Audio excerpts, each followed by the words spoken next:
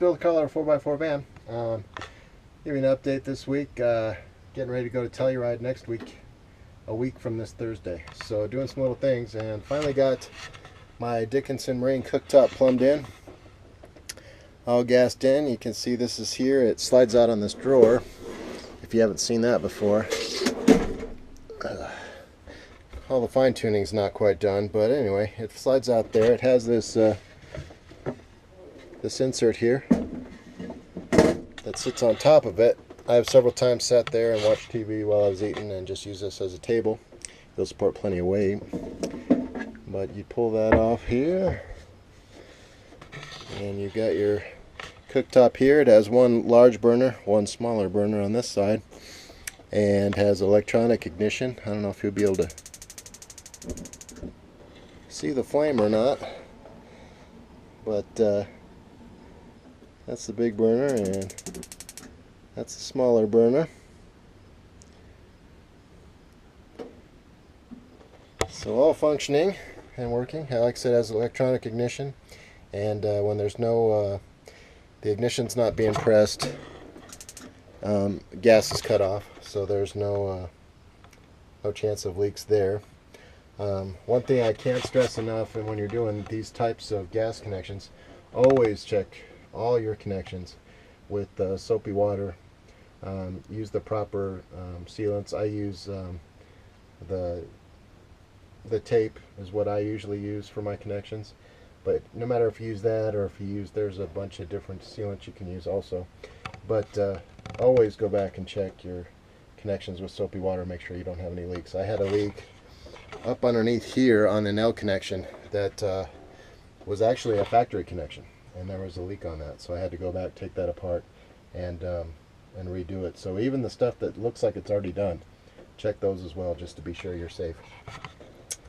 But anyway, that's the cooktop, and when it's not being used, like I said, you put this in here and just close it up so it's out of sight, out of mind.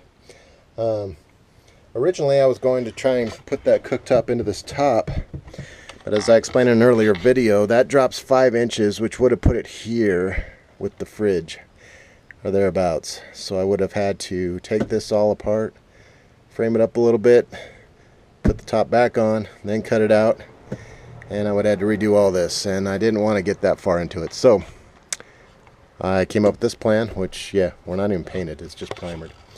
But don't always cook a lot in here, but now when I do, I really like the position of it out here because it's right below my fantastic vent fan. So when you're cooking, you can just turn that on.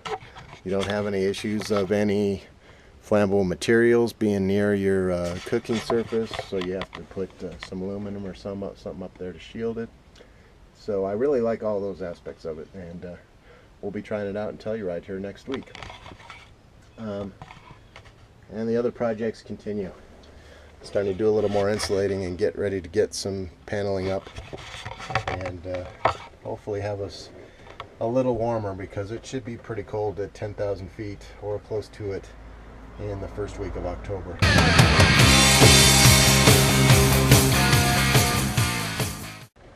Okay, it's the end of a long day, but I did have time to do one more item, or 2 more items actually.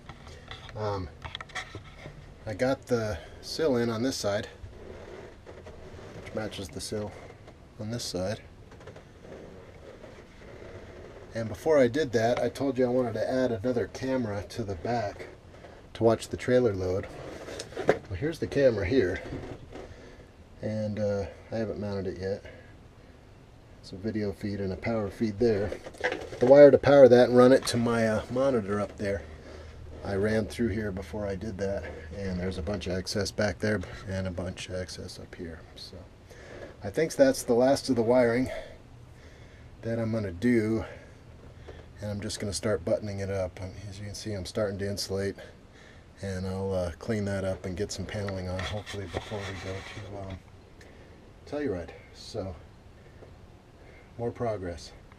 Until next time.